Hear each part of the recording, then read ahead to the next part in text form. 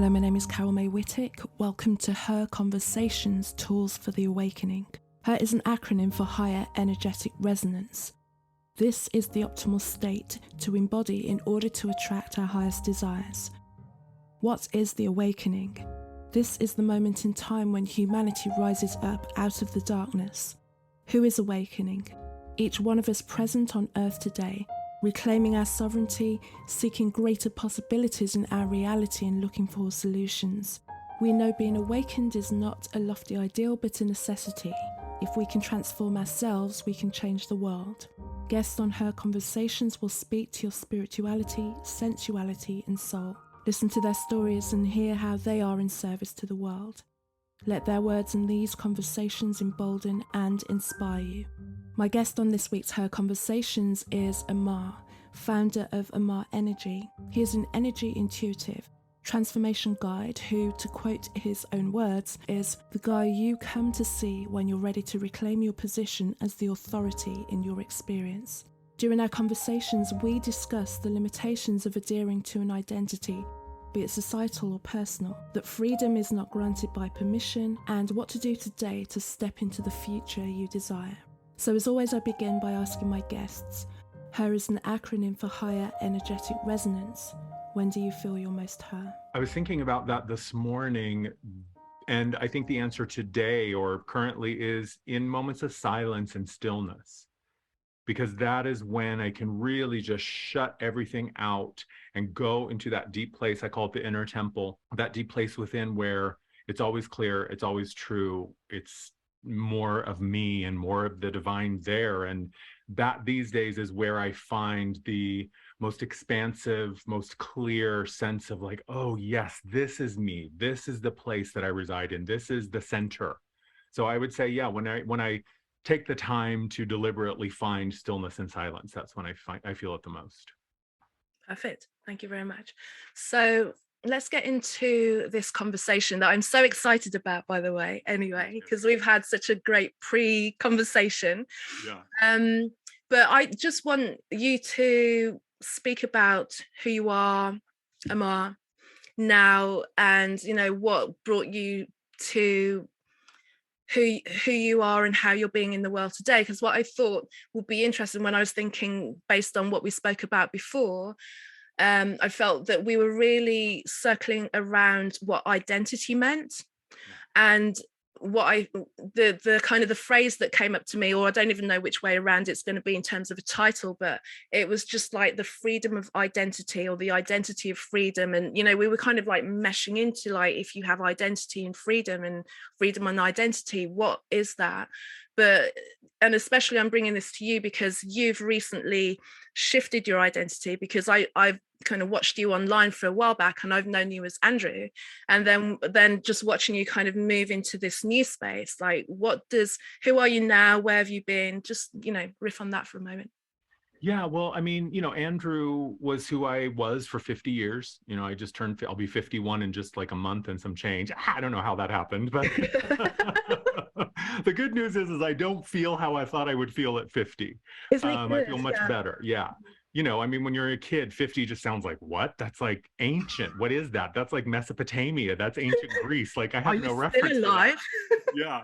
But, in the beginning, Andrew, growing up in a small town in Wyoming as a very sensitive, creative, intuitive child, in hindsight, I can see that I've always had these switches flipped on, but I didn't really realize what was going on. And I was always aware of the deeper layers.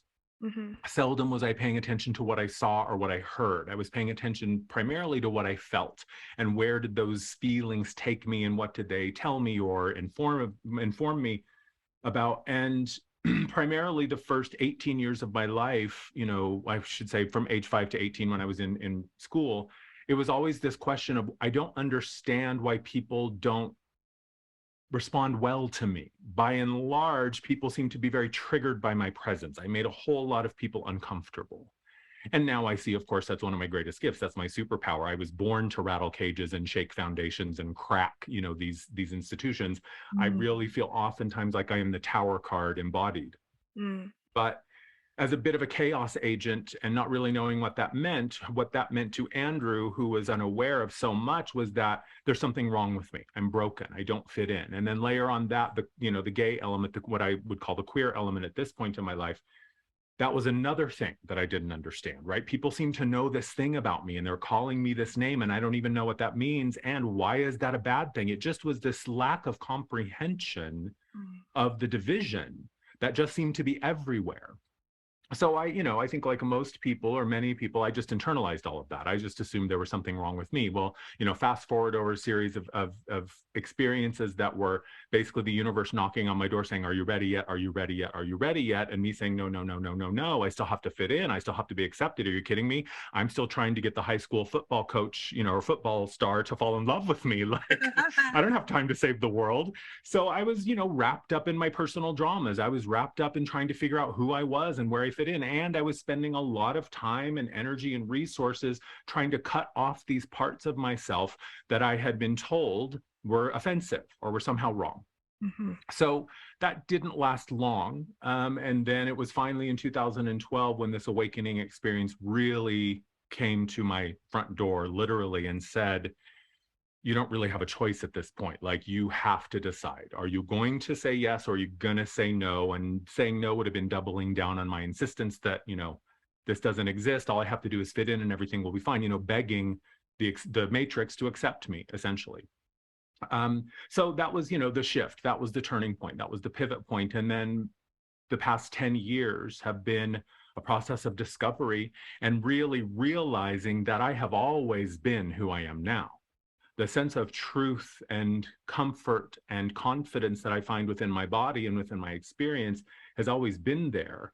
And to use that, point about the silence, to me, it is the silence in the room. The silence was always there. You just had to turn off the radio in order to experience it. So the radio was everyone else's opinions, everyone else's beliefs, everyone else of who I should be, what I'm supposed to be. And, as a gay man, as a white man, as a kid from this family, from this demographic, all of these qualifiers that seemed to matter more to everybody else than they did to me, were suddenly the things that I was dismantling and saying, wait, does this really have to be how it is? If I identify as a gay person and a man, then are these the only options I have? And so I really started to chip away at that. And I think the gift of growing up as an outsider and the gift of one who came to destroy the matrix, or at least destroy my part of it, is that I never fit in. I was not supposed to fit in. And my team, my guides, my coworkers is really what I call them now. They told me this from the beginning. They said, Andrew, then it was Andrew said, Andrew, your job is not to put out the fire. Your job is to go build the new thing so that when the fire is done, people have somewhere to go, and that the fire is total. This is not a little burn, and this is not a controlled burn. This is a complete eradication and destruction of all of that. So I had to find that process within myself. I had to first destroy all of those false images. I had to first destroy all of those false authorities. I had to destroy, and the other thing is many of these programs I wholeheartedly say yes to. Well, I'm gay, so therefore I must be liberal. And if I'm liberal, then I must do these things. And if I'm doing these things, then these are the people I should vote for. And if I vote for these people, then I need to live in this city. So it's basically part and parcel. You're handed a script that says this is who you are. And if you deviate from it at all, then you are not a successful, well-adjusted human. And that is all such bullshit. In the purest sense, the only claim the divine makes is I am. That's it. And everything else after that is a choice. So certainly I can look in the mirror and say, well, my skin is this color and my biology is this, and so that should tell me something, but that doesn't have to mean what everyone else says it means. I get to decide what those things mean, and I get to decide if those things are relevant or not. So for me, it was really beginning to unravel and essentially reverse engineer a lot of the crap that I had willingly swallowed, I had asked for again and again and again. And I fell for the hook, line, and sinker. Give me your power, give me your authority, give me your money, give me your resources, and I'll take care of you. But what I have come to realize is that absolute freedom requires absolute responsibility. And systems that are built on truth liberate. So if a system is asking you to swallow, deny, or eradicate part of your truth, it is not a system built on liberation. It's colonization.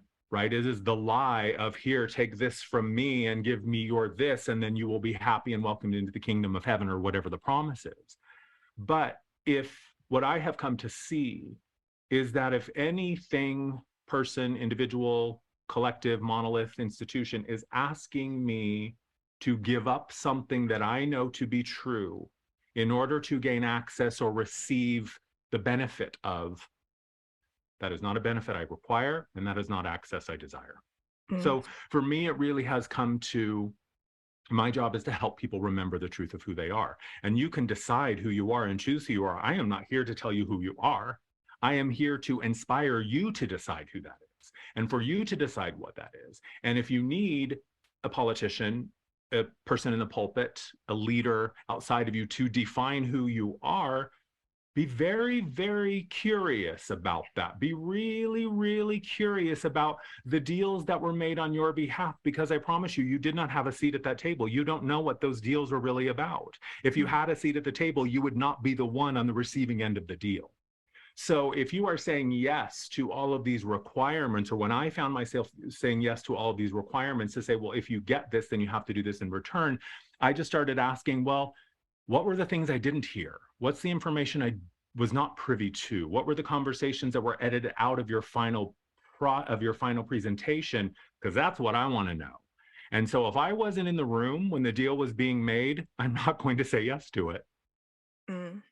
That's really what it comes down to for me. And it's so, but the thing is, it's so clear when you just kind of go, well, it just doesn't make sense for me to do something that just doesn't make sense.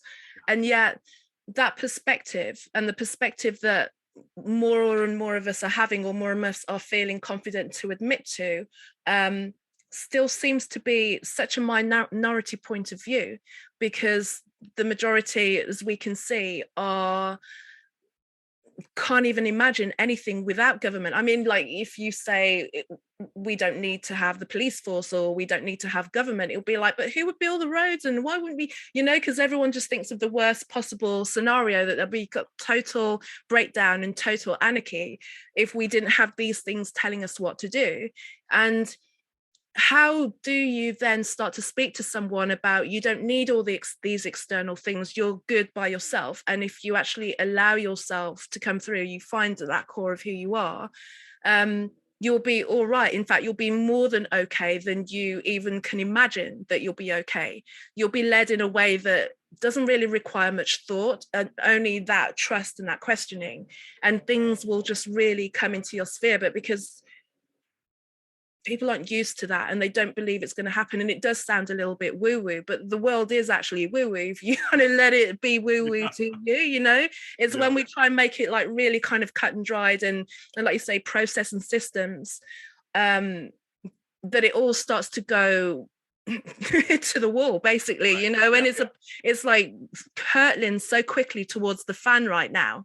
And so many see it and so many do not. And just to add on to that as well, I get the same thing of being an observer of the world for so long, just like going, yeah, I'm playing along, but I'm not quite, I'm just like, I'll play along for a bit, and then I'll be like, oh, I can't do this anymore, and walking away. And the amount of jobs that I've just literally walked out of, I'm not a good employee at all, never have been, never will be, where I'll just be like, no, I don't think I want to do this anymore. And just, you're walking out going, I don't know how I'm going to pay my rent, but I just can't stay, but like, I'm still here. So somehow I got through it. And so having always been the outsider in the world anyway, what I felt when 2020 happened, that kind of whatever flipped over in March and April, that it really kind of played its hand really heavily, it kind of just like flipped over, and I was like, oh, actually, like it makes sense, like actually the world's changed, and I'm like in a position of not leadership but guidance. I'm able to see it's clearer than it ever has been, because all of us that always sat on the outside, and the more conversations I have with people who felt that way, just feel really at home right now. And also we're also, of course I speak to so many different people because I'm trying to get the conversation for the podcast, and it's like I'll turn the camera on and we just go, and there's a connection that's not built on anything, and everyone's different. We're not always agreeing on the same thing, we're not always seeing things the same way, but somehow there's like this ease about it. And I know that everyone's being real as well, Yeah. and that's what the best thing is. Yeah. Absolutely. And according to the global narrative right now, you and I should be bitter enemies. The white man and the black woman. Like, we are the two that right now are supposed to be duking it out in the streets. So, there's a couple of things that come to mind. I think the first thing is I understand why people are so freaked out to give up what they believe is the answer, or why they are just not even aware that there's another way that's possible. I think of, if an animal is raised in a cage, it has protection, it has shelter, it gets food every day. Most likely it has a veterinarian coming in to take care of it and make sure that, but is that animal free? That animal doesn't know anything other than captivity. And I bet you, if that animal was raised in captivity, born into a cage, you put them out in their natural environment, they're not going to have any idea what to do. They're going to be terrified. They're going to feel helpless because they have not had to develop the skills necessary to thrive on their own, to be undomesticated. But the truth is that those programs that are innate and natural already live within you. An example is I have right out here this window, I'm looking at this acre that I live with right now with my family. And so there's this beautiful corner that I've been really developing flowers and trees and just making it this little sanctuary. And there's a bird bath out there. And I love watching this time of year when all the fledglings are going to take a bath and they've never taken a bath before. And they start to go in and they don't know, oh my God, is it too deep? And they're nervous and they're looking around and they go in and they slowly over time, like their body just takes over and suddenly they're bathing and they know exactly what to do. Nature takes over. When you allow yourself to tap into the rhythm that you are not separate from this. This is what moves through you. This is why you're alive and breathing. If it weren't for the divine spark, you wouldn't be here. So there is a natural current that flows through all of us that will tell us what to do. And you and I are not the only two people on the outside. There's a whole bunch of us. So even if you don't know how to do what you need to do, there are people who can say, well, let me show you.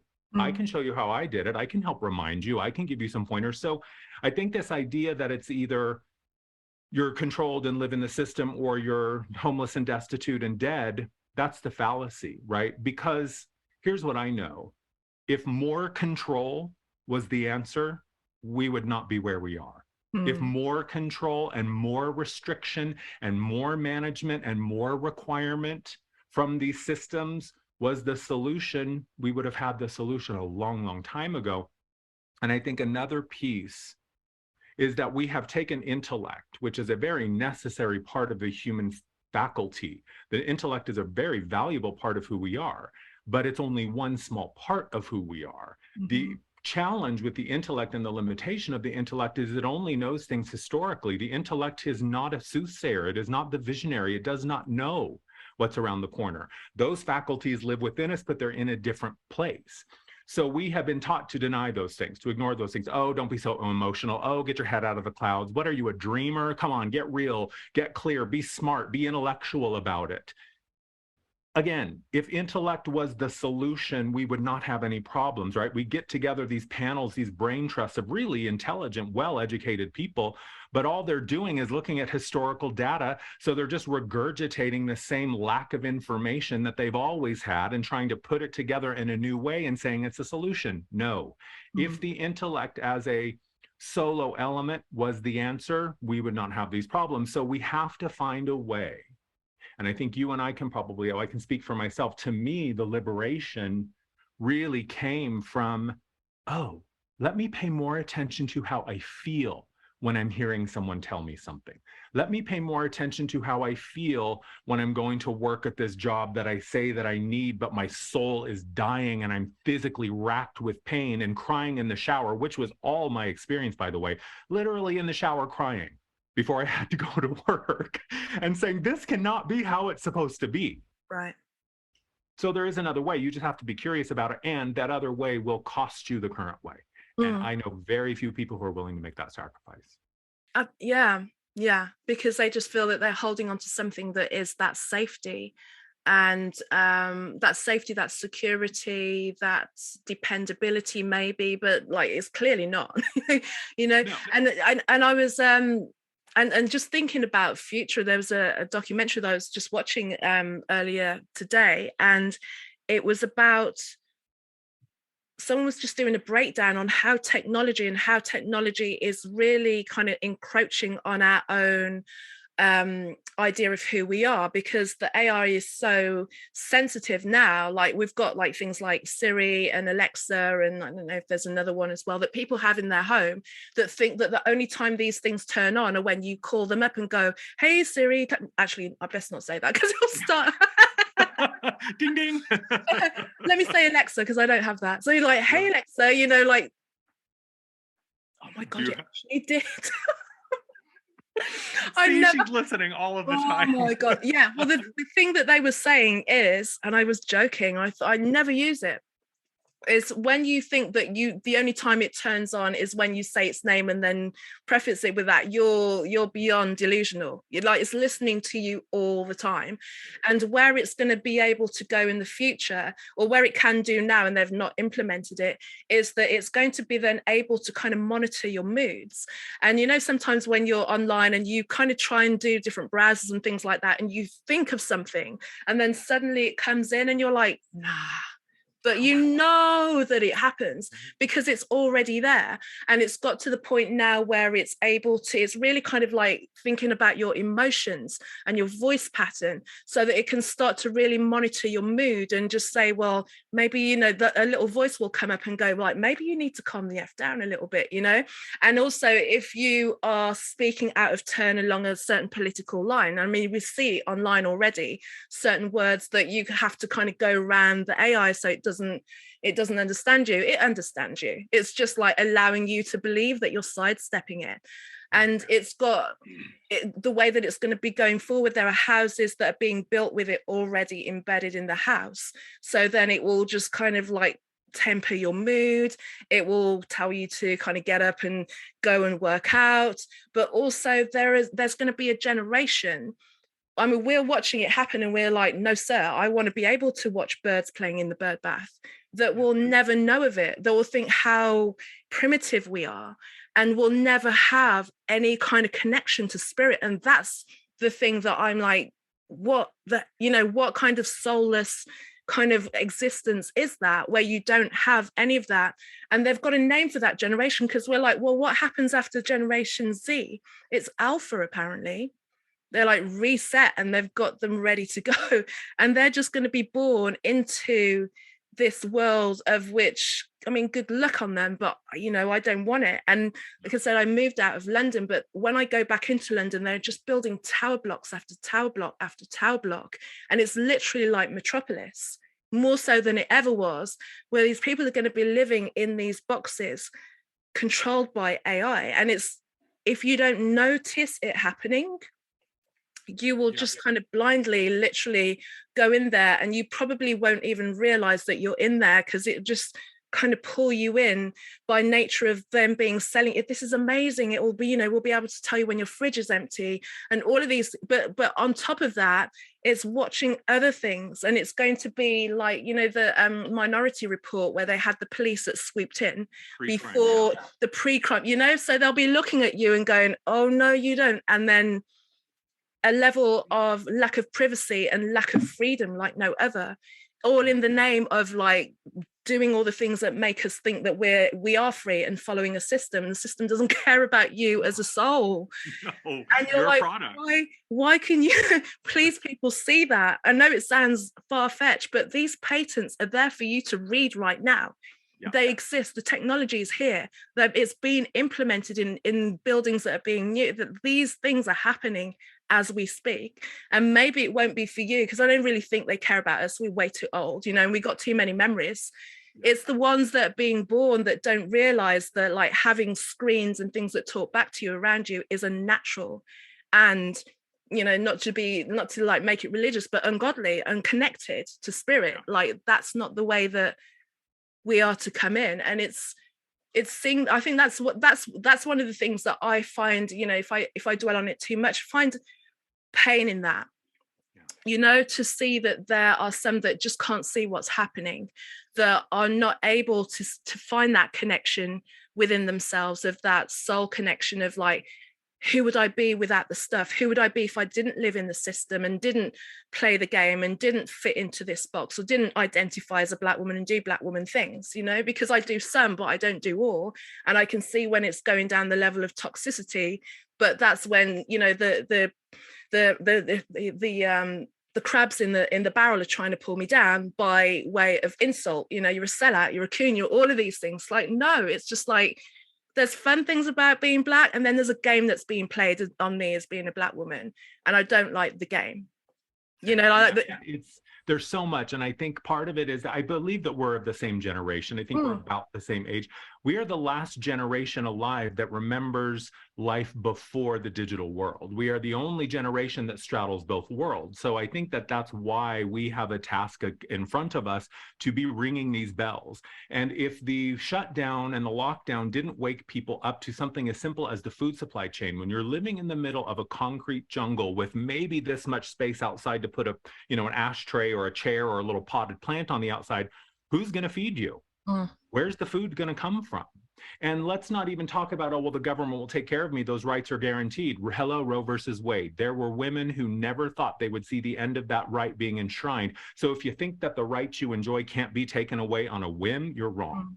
So I think that for me, it was really starting to see, like, there are kids who you show them a picture of a cow and a glass of milk and they don't understand the connection. You show them a tomato and a bottle of ketchup and they don't understand the connection. Who is going to feed you, my dear?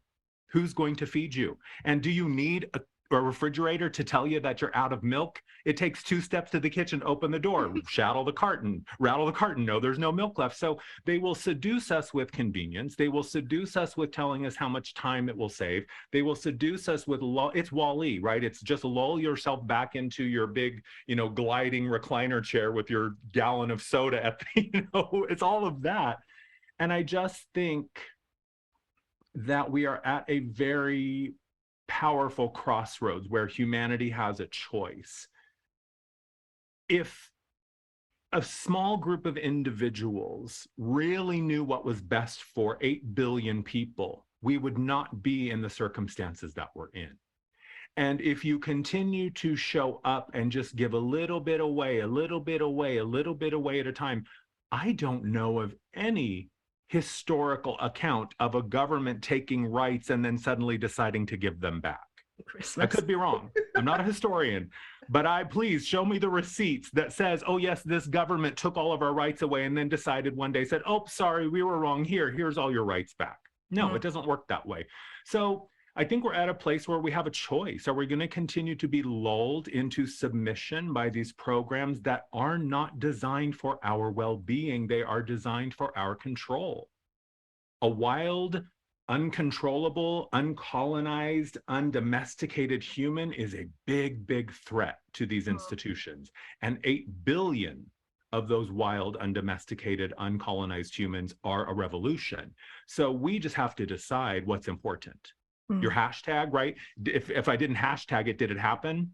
Right? I saw this with the whole, you know, I see this every time there's a crisis, right? Hashtag world peace, hashtag support for Ukraine, support for whatever the victim of the day is. Because that's the other thing. We're replaying this victim story over and over and over, right? And for a while, it was the gay people, the gay community. How dare you? They're victims. You can't question them. You can't criticize them. You can't push back.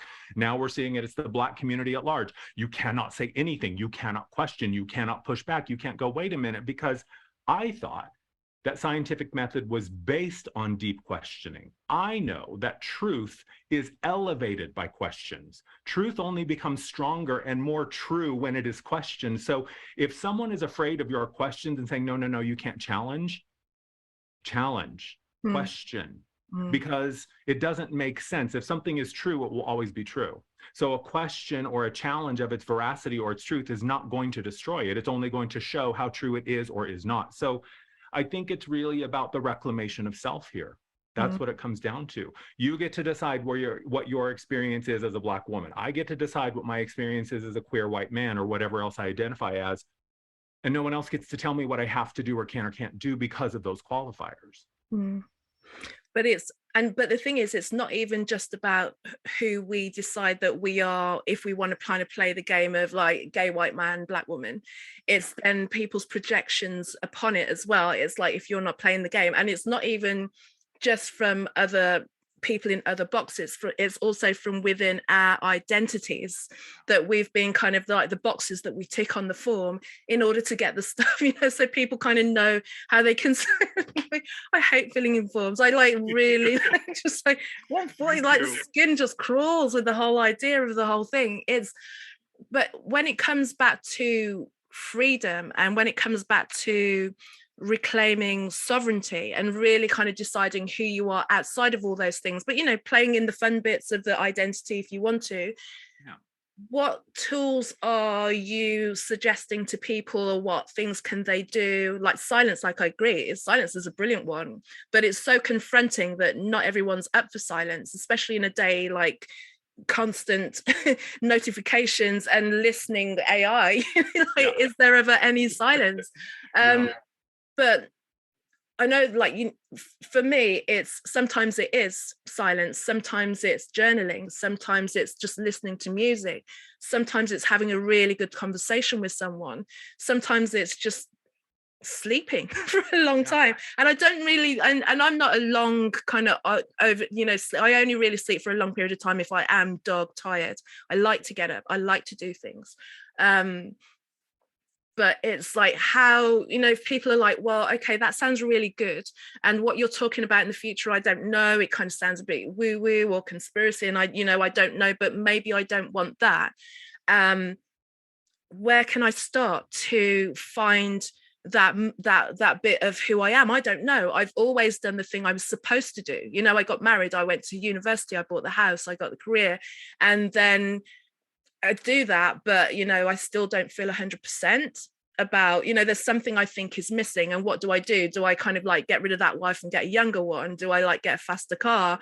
Do I buy more stuff? Right. And it's clear, transplants, breast implants, what else do I have to do? Yeah. And it's clear though that, like, time and time again, that doesn't work for people, because in mass they'll hit a certain point in life and go off the rails. So it's clearly not happening. And there'll be people, whether they make billions of dollars and it doesn't work, or they just kind of toe the line and wake up next to somebody like 40 years later and go, oh my God, is that what I did? Is that what my life is?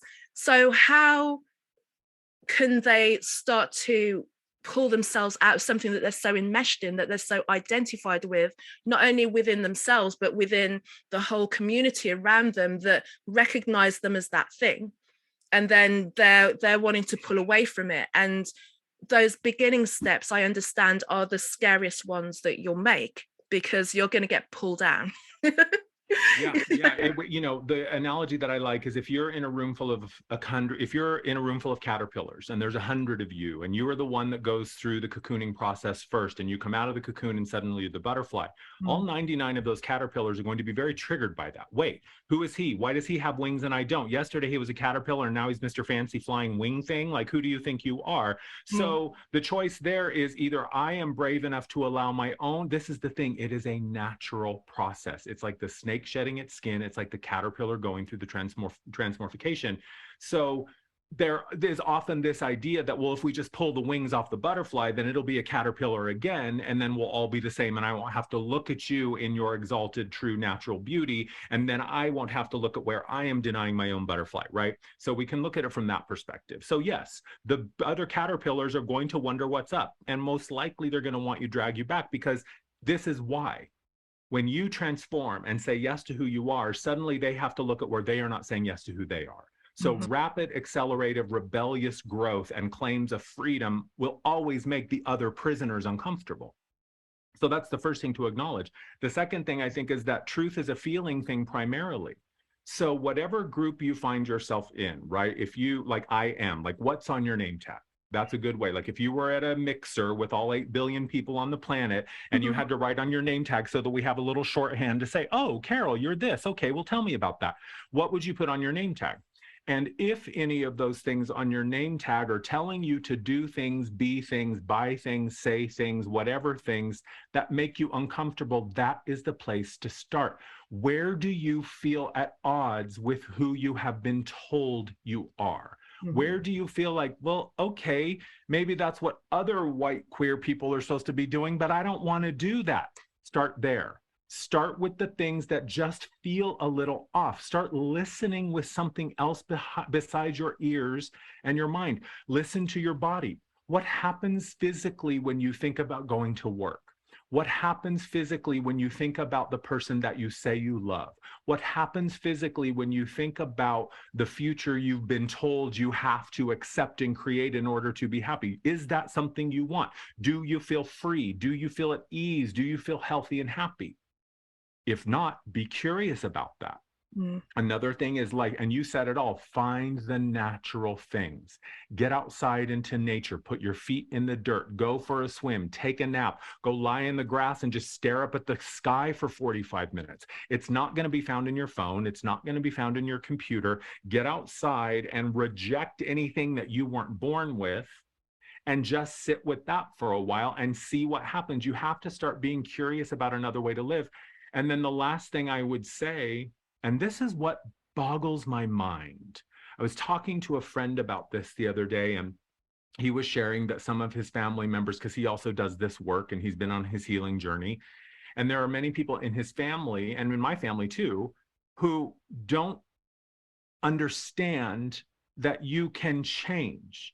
They just think, well, this is what it means to be a human. This is what it means to be me. And this is just how it is. Life sucks or it doesn't, or it's good or it's bad. And I have no control over it. And there's nothing I can do. That is the biggest lie you have ever been told. I do not care how you were born or what you were born into. There is always another way. And I am living proof of this. I can say back in 2012, when I started this journey, if I had known that it was going to take a whole decade for me to get here, I may have had second thoughts. I would have said, well, 10 years, but here's the thing, 10 years is going to pass anyway. Right. Years from now, you're going to look back and go, fuck, I just been kicking the can down the road on my own journey. So you can. I am living proof that you can recreate who you are and come back to a more natural state, which is why the shift from Andrew to Amar happened, because Andrew is a chapter in a much larger story, but it's not who I am. So you can live a different way. You can. And I am living proof that it used to be 99% of the time life sucked. And every once in a while I'd have these like, oh my God, things are good. I feel good. Now it's the other way. 99% of the time it's grand and glorious. And every once in a while I'll have a little hiccup or a trip like I did last night. I was in a rage bender. This full moon right now is currently kicking my butt. But my point is the way that you've been taught is not the only way. The way that you've been told is not the only way. And if you don't believe me, here's an example. What were you born knowing how to do? You didn't know how to drive a car, didn't know how to go to the restroom, didn't know how to tie your shoes, didn't even know how to speak your language that you're speaking now. So everything that you know how to do was programmed into you. So if you, and we know this from technology, you don't like what's going on, just reprogram it, put another software in there. So if you don't like the way that you've been programmed, you can uninstall those programs and reinstall them. And no, it's not easy. And yes, it requires unflinching accountability and responsibility. And yes, you're going to have to tear up your victim card. And yes, you're going to realize that it's never been anyone else's fault. It's always been you. But 10 years are going to go by no matter what. Right. You're going to be 10 years older regardless. Yeah. And you know what you said about the victim card, it's almost like a pass. You know what I mean? It's like, yeah, well, you want to start talking to someone. Well, no, sorry, this is who I can't possibly do, and all the more reasons why you can't do that. And when you start to hand people an opportunity to be free of the narrative of that, like we spoke of before, when I try and have a conversation with people about, why don't we kind of like explore what we understand about our supposed oppression, or how long it was, or the narrative that we keep getting fed for this in particular the slavery narrative, because I think it's deeper than what we've been told, but it only gets really told in one direction, and it gets told every generation or so. Well, there'll be like just a whole dump of media and film and entertainment, and it'd be really pushed in all different kinds of ways. I mean, like how many years ago would you say, like 5 or 6 years ago, when we had 12 Years a Slave and Django Unchained and all of these kind of things, where just really reaffirmed that narrative again. And when I was growing up, Roots was the big kind of big kind of narrative that came out, and then all the books and everything. But we bought into it because it played so deeply into our wounds. It played so deeply into our emotions, and because the race program was so set all across society, so that you kind of said it so that Black people felt we're so oppressed, we've been so oppressed, and then you kind of like instill it in white people or non-Black people to then have a suspicion about who Black people are and how they're going to attack you, and what they're capable, and even to a positive, oh, you're Black, you sing so well and you dance and you do, so there's all of these little things that just kind of get fed in, where people just continue to perpetuate it. And then when you try and have a conversation and go, well, the narrative is this. What if we try and just like unpick it and see if it stands up to any questioning, just logical questioning?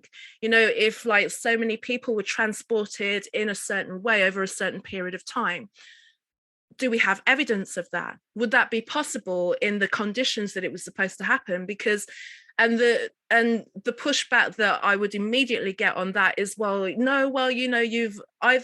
been so indoctrinated by the white man that I'm standing up for him. Right. There's that one. Yeah, the Stockholm syndrome. Yeah. That I don't even believe that I'm doing the work of my own oppressors. Like Musk has got you completely down. And I'm like, well, possibly, maybe, but I don't think so. I don't feel oppressed. All I'm doing is, again, asking questions. I'm asking questions of, are these things possible?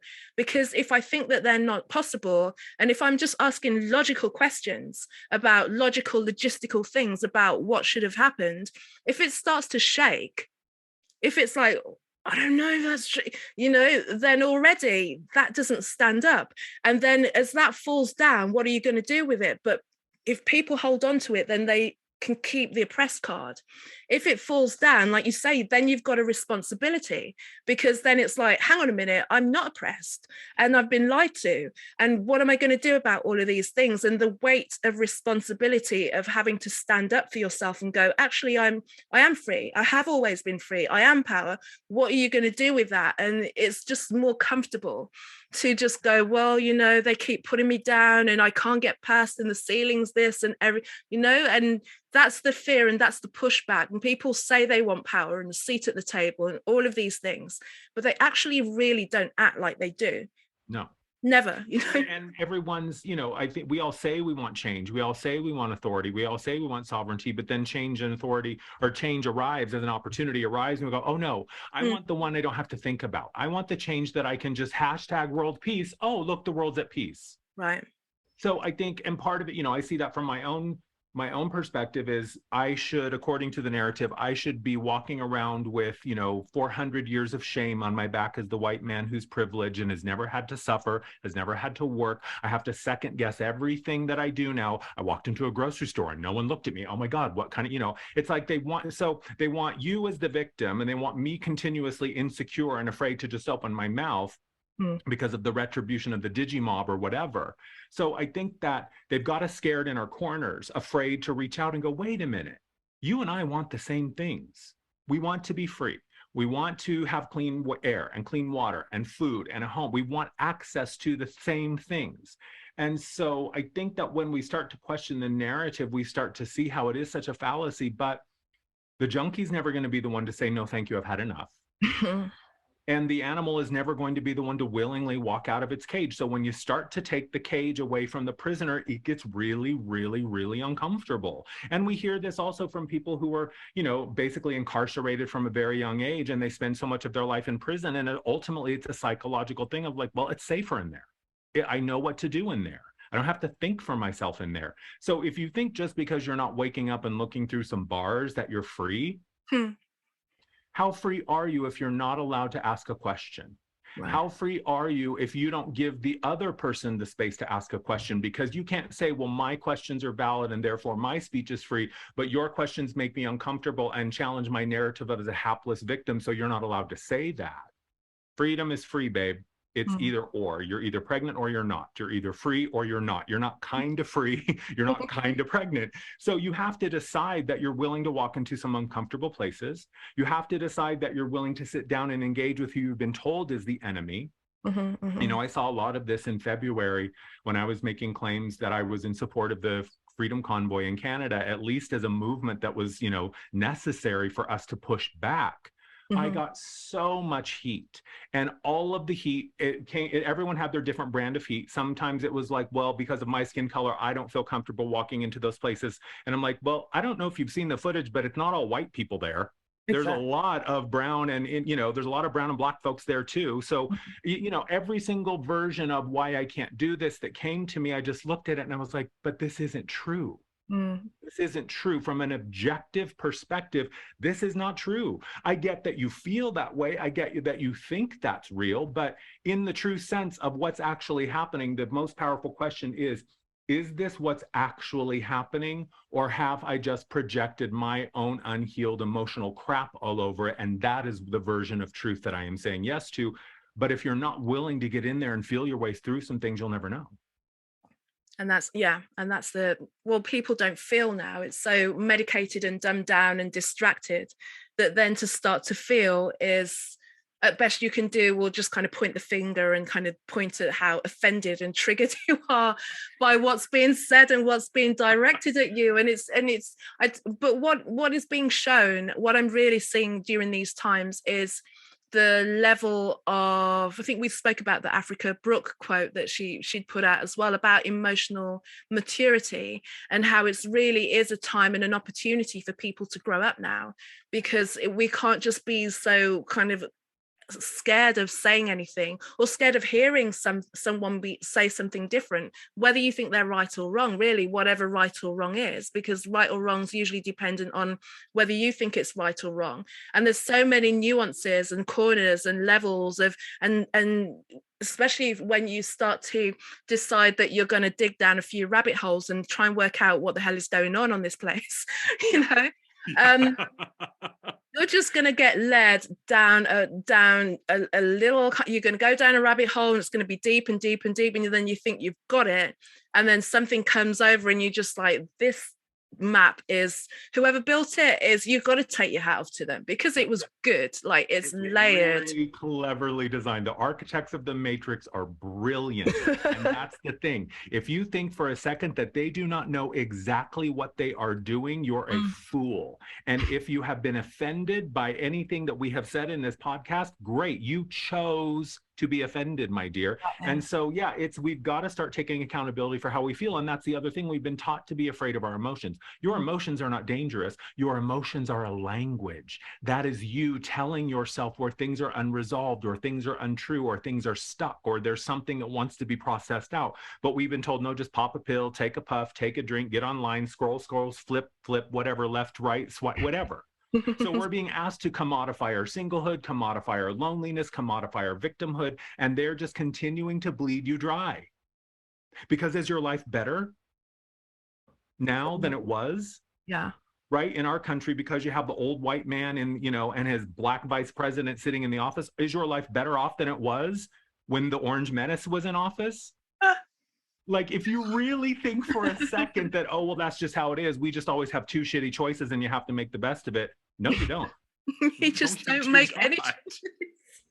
You can unplug from the system. And that is the thing with systems. They require your investment to sustain. The minute that you go, no, I'm not doing that, cancel my subscription, I've had it with your issues, then it will fall. So if you don't like the system and you're participating in it, you are accountable for that. Even if you're, and you know, I was guilty as well of like going on the protests again. Hey, give us our freedom back. Give us our freedom back. Yeah. And that's it's foul. You're asking to have your freedom returned. Right? I mean, it served a purpose, because I mean, it served a couple of purposes. One was because it like triggered the fuck out of somebody I hadn't seen for years, but also because they kind of popped up on Facebook. I hadn't seen them since I was 16 and left school, and I was posting pictures of protests that I'd been to in central London, and they didn't even say any words. They kind of came up with the face and just like repeated that scary emoji face. And I was like, so I knew exactly where they were coming from, but I was just like, whatever do you mean? Just like to poke the but ultimately, but what it was good for was like, there'd been months of lockdown, no one had been talking to anyone, we'd all just been in our own boxes just watching this thing roll out. And then, so it was an opportunity to just get out on the streets and move around and see the numbers of people. And it grew, and it was interesting to see it over the course of the year grow. But then after a while, it's like, what are we doing? We're just walking around in circles. And also, there's so many of us here. It's like, we don't even really know who's putting this together. They're just probably just watching them go, let just like watch them walk around in circles for like a few miles and then go home. Like, what are right, you? With the sign, looking for something to protest. Where am I supposed to be angry today? I don't know. So, I was guilty of that. But it was a release, and it did something. Met some really nice people. I got to meet up with friends and all that kind of stuff. So it did something. But then there comes a point where we're just like, well, we're asking the people who've created this stuff to not create it anymore, please. Yeah. Hello. It's just it boggles my mind, and I get it. It's so seductive. Yeah. And the hypnosis that we've been locked into, again, it's hashtags, hashtag activism, hashtag spirituality. Something happens and I hashtag whatever, and then I can go, oh, see, I did something, and 10 people liked it and 3 people reblogged it. So, now I can go back to doing nothing for the rest of the day because I moved the mark on social justice. Really? Yeah. Did you really? So yes, I agree. These protests, and I'm not denigrating people rising up and being angry and protesting and asking, pushing back. That is a start. That is a start. But we've really got to realize that all of us who are on the other side, who do not have a seat at the table currently, and never have. And if you're questioning, do I have a seat at the table? You don't. If you have a seat at the table, you would know you have a seat at the table, and you're most likely would not be listening to this conversation except for to put your name and my name on the most wanted list or whatever. But if you didn't have a seat at the table, then why are you continuing to buy into these false promises and these deals? And because the majority of us, 99.9% of humanity, did not have a seat at the table, it is a numbers game. So if you only like things that you can trust in that are concrete on paper, do the math. If you don't like it, get together with all your other humans that don't like it and continue to push back, continue to withdraw your support, continue to ask the questions that make you uncomfortable, and be willing to listen to points of view that you may not necessarily ascribe to. When did we lose the ability to entertain another idea without buying into it? I don't need to agree with everything you say to see your point of view. And I don't need to live the way that you do to give you the space to make the choices that you want to make as a sovereign being. So when did we lose our ability to stand side by side with our neighbors and friends and fellow humans on the planet and say, yeah, that's not how I would do it, but doesn't mean it can't be done. Again, how many ways are there to tie your shoes? You probably only know one way, but that doesn't mean that there aren't other ways that are equally as effective at tying your shoes. And just because they tie their shoes in a way that you don't, doesn't mean it's the wrong way. Right. So you have to be willing to risk that small little space. You have to be willing to risk the inclusion of your tribe. I think that's the other thing we've been duped into believing, that if you're with the same people, right, just find your tribe. That was my thing growing up in a small town. I just needed to go find the other gay people. And yeah, I'm glad I did. It got me the hell out of small town America. But guess what? Now I want to go back to small town America and find myself a little plot and some land. So you have to be willing to step outside of the safety, the imagined safety of your comfort zone and your tribe of people, because otherwise we're just sitting in silos wondering when we're all going to come together. So you have to be willing to risk it. And I think we're getting to the point now where it just, we're getting closer and closer to there's like a smaller and smaller window of opportunity for you to act And that is not to be like a doomslayer, but then on the other hand, to be a doomslayer, which is because if we don't do something about it, as I spoke about, like there'll be that kind of digital prison, even more so than the way that we're in prison now. But when you try and explain that in the conversation that I've I stop having conversations now with people that are just wanting to kind of back down. It's like, I'm not trying to prove anything to you. I'm just trying to have a conversation. You can see the fear of a separate idea, how much dissonance it creates in them. And they're like, but I'm free. I'm like, are you real? Are you real? So I remember having this conversation in the height of lockdown, where in order for you to get from A to B, had to shove things up your nose and all this kind of like crazy stuff. I'm like, why do you think this is freedom? And why do you think this is good? Because there are people out there that are losing their jobs and their money and their houses and anything. And like for lockdown worked for a lot of people in this country. It was a nice holiday. If you had a certain kind of cushion of money there, or you were getting a furlough or something like that, it was cool. When it went over the summer, it was really nice, especially if you had already set your life up and the society structure had worked for you because you played along and you had all of these things. But there were people for who lockdown and staying in an enclosed environment was the most dangerous place that they could be. Because they were either locked in with someone or they just were locked in with themselves, and that was dangerous enough. And it's just interesting how so few people want to go there and think about it. And I think those are going to be the people for whom it's going to be the hardest to step away, because their adherence to the system has served them so well for so long and rewarded them in the best way, and as exalted them as an intelligent member of society, that you've got all the things. But now you've adhered to a system of pretty much evil that has really kind of like damaged a lot of people. Are you going to stick with that? Are you prepared to reconcile that in your heart, that this is what you've been part of? Your willingness to go along with what was normal has cost a lot of people dear. There's never no cost on some level. Someone's always paying. Yeah, and bodily autonomy is bodily autonomy. You can do whatever you want to your body. And if you choose to say yes to the narrative that's being forced on you and that's okay with you, fantastic. But I do not agree. So where's my bodily autonomy? Right. And again, it's a blanket thing. It's either we have it or we don't. We can't say that, well, it's for those who follow the rules, but for those who don't, it's not.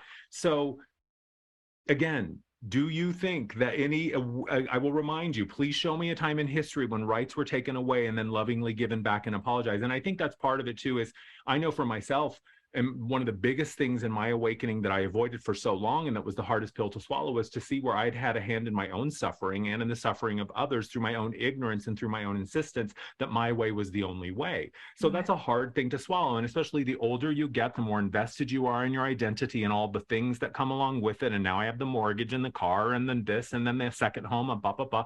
So it feels like there's more at risk. But if those are the things that are holding you back, then that is your prison. That is you arguing for your continued, imprisonment. So I think we just have to be willing to be uncomfortable. And we have to be willing to allow other people to live lives in a way that we perceive are not the way we would do it. And that has to be okay, because we're never going back to the way it was. The alarm is only going to continue to get louder. And nobody likes it when they're dead asleep and someone comes in, throws open the door, rips the blinds open and says, "Good morning." Nobody likes that. Right. But you don't have a choice. The only choice you have is, are you going to pay attention to the alarm that's growing louder and louder? And I know within my heart that internally there is also a resonance of this. You've just gotten really, really good at numbing it. Here's the other thing. Those numbing agents are going to have to get a whole lot more potent and a whole lot more powerful in order for them to work. I talked about this when we were chatting in my crazy party days in my 20s, and it's chasing the dragon, right? That first high is never going to be achieved again. You're never going to be as high as you were the first time. You're never going to be as numb as you were before the alarm started going off. So it's only going to get louder, and we're not going back to the way it was. If you're waiting for the return to normal, get comfortable and bring some snacks, because it's never going to happen. Thank not. goodness, you know, and Yeah. but this is the bit in between where people don't really know what's happening or what's going on, and but let it be that, because it's such an opportunity. It's a blank slate, really. We don't know we know what we'd like to create. Those of us who've got a vision of something, we know what we'd like it to look like, but we've never done it before, so we're winging it too. Yeah, and that's the beauty of ignorance. Is, ignorance is something that I think has become a negative. There's a negative connotation to it, right? But there's so much that we're all ignorant to. I don't know how to build a car or fix a car. I'm completely ignorant when it comes to so many things. But that is the fertile ground for future success and wisdom. It's the fool card in the tarot. When you don't know what you don't know, when you don't know what you're capable of, then you're capable of anything because you have no experience to say otherwise. So unplug yourself from history and ask, what is possible from this point forward? What is possible from where I stand now? And I guarantee if you and I are having this conversation, there's at least another few 100,000 people that are having the same conversation. It will continue to grow and expand, but there are people out there who can help you see another way. And there are people out there who can illustrate for you another potential, but you have to be willing to step outside of the illusion you're currently living in, because it's just not real. It's not true. And, based on what we were just talking about, related to what we were talking about, seventh grade biology tells us that these things were not true. But at some point we just stopped thinking about that. So Yeah. I think it's important to find your people who not only you can feel safe with asking these questions, but also find your people who hold you to a higher standard, that insist on your greatness and say, no, my dear, I know you're sovereign. I see your freedom, because we're all born with it, but you don't believe it yet. That's why you continue to show up to the systems and ask for permission. And the monolith is never going to give you permission. It's not FYI. designed to. It doesn't want you free. What a brilliant conversation, and I just wanted to, like, what came into my head as we were speaking is just, let's go at it with the arrogance and the bravado of a 17-year-old, like when you just think you know everything and you've got it sus, just we're going to do this, we're going to, and it's the ones that have got that experience and a bit jaded that are just like, oh, I don't know. I'm like, I think we can do it. I think we can do it. I don't know what it's going to look like, and I don't know how long it's going to take. I personally think there's a good couple of years at least anyway, that it's just going to be a little bit like yeah. And we're on the bridge. That's what I call these bridge moments, when we're moving from one place to the next place. Nothing makes sense on the bridge. No one knows what's happening on the bridge. Everyone's looking around going, do you know? Where are we? So no one understands the bridge. So we're collectively uncomfortable, and that's okay. No one understands what's happening. No one knows what's next. And the bridge is also not the place where we set up home. The bridge is the journey. The bridge, you keep going, you keep going. So it's not supposed to be comfortable. It's not supposed to make sense. We are in collective puberty right now, where things are starting to feel weird and odd, and we're having these strange urges we don't understand. So let it be awkward. Be willing to be wrong. Be willing to laugh at yourself. Be willing to say, I'm sorry, and ask for help, because there are those of us who are in the exact same place. And we all want the same things. I know it in my heart, save for the few subhuman individuals who have been running the show for the past few hundred years. The rest of us all want the same thing. So don't be afraid of the people you've been told to be afraid of. They're not your enemy. I know when you sit down and have a conversation with someone, you will see, oh my God, there's actually a human in there. Surprise. So yeah, we have to be willing, because I agree, the dust isn't going to settle for a minute. No. But the sorry, value... sorry everyone. Sorry. I thought it was going to be done by Christmas. No. Exactly. No, I wish we could say it's going to be a happy Christmas, but I think the value of knowing what your truth is now, this is why athletes rehearse and performers practice, or athletes practice and performers rehearse, so that by the time it comes to game day and opening night, you know what it feels like when you're in the zone. You know what it feels like when you're operating at that high level. So find your truth now before it's crucial. Find your truth now before it is a life or death choice. Find your truth now before it's a choice between freedom and continued imprisonment, so that you know what it feels like. And when someone with the bright, shiny white smile and the sparkly promises is telling you all these lovely things, you can go, that's a nice story, but that's not what I feel in my body. Yeah. And it's your choice. You can deny the wisdom you were born with or not. It's ultimately up to you, but choices have outcomes. And good ones. We'll get there, but we just, Let's work at it. Yeah. Thank you so much. Thank you so much for this conversation. I know joy. it could go like so much longer, but I know. Could we do like a series? I might take you up on that, actually. I would love it. But it would be so much fun. And also, I was listening to because I know that you've started a podcast. So welcome to podcasting world. Thank you. It's so much fun. And what you were saying about wanting to create your being sustainable and building your own garden and everything like that, and I'm just like, yeah, because I'm in this kind of position of, I know that I'm not staying in this country. It's like, I'm not really putting down, I'm just trying to have, like, the store of food just in case it's not around.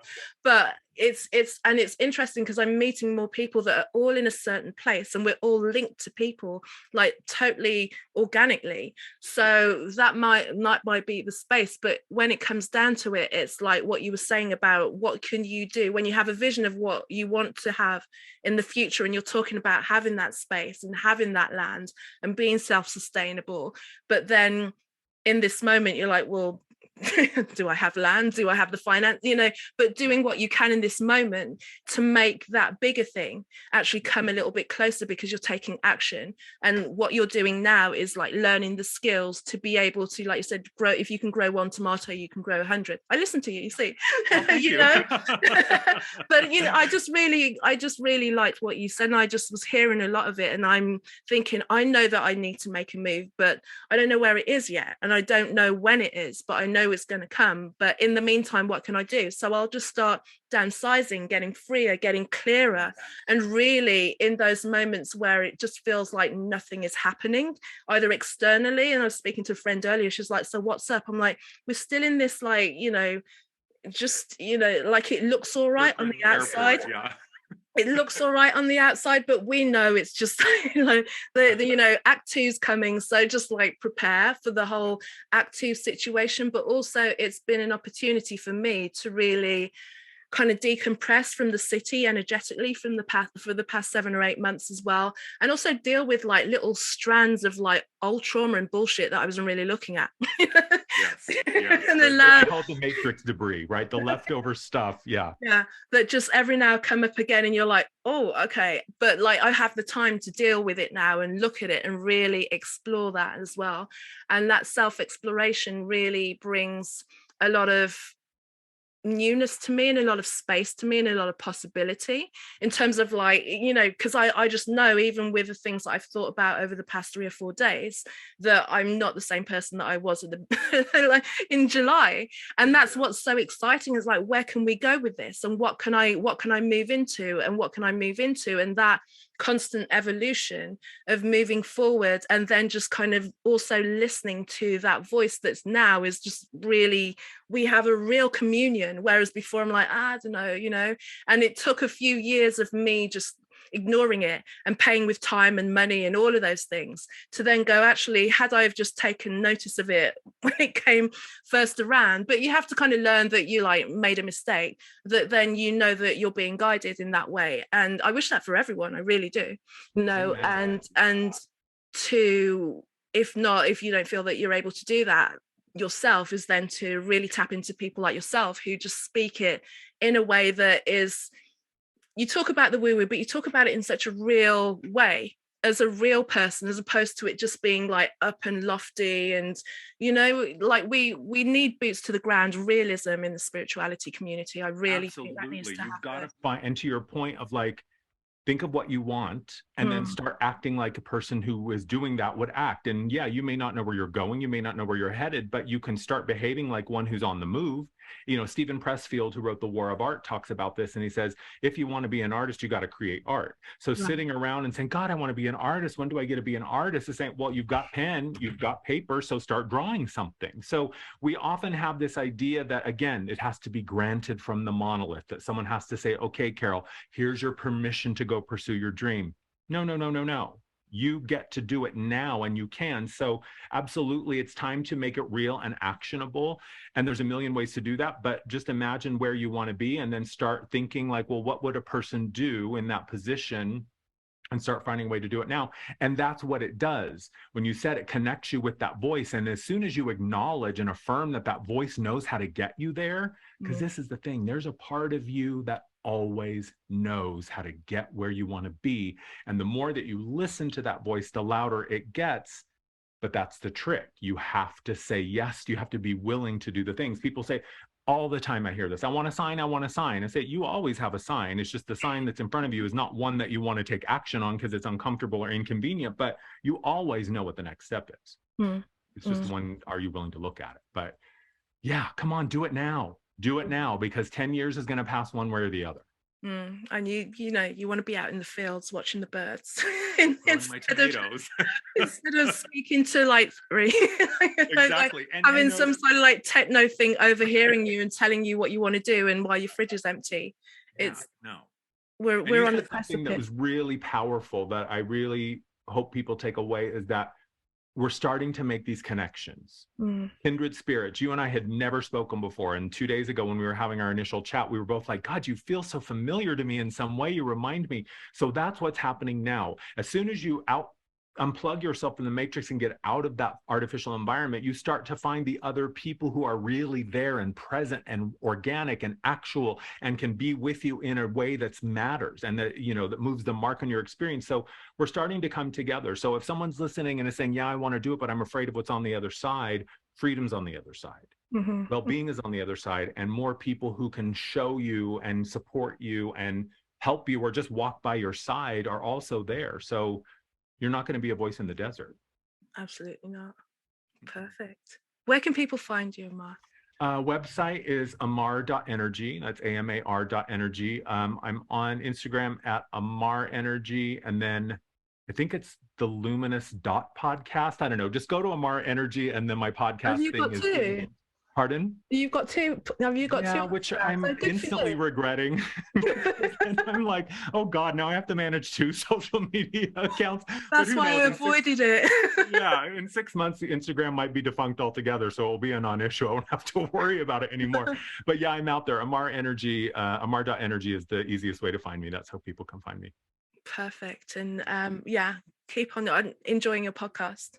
Thank you. This was lovely. I really enjoyed this. Thank you for having me. Thank you, Amar, for your great conversation, and thank you for listening.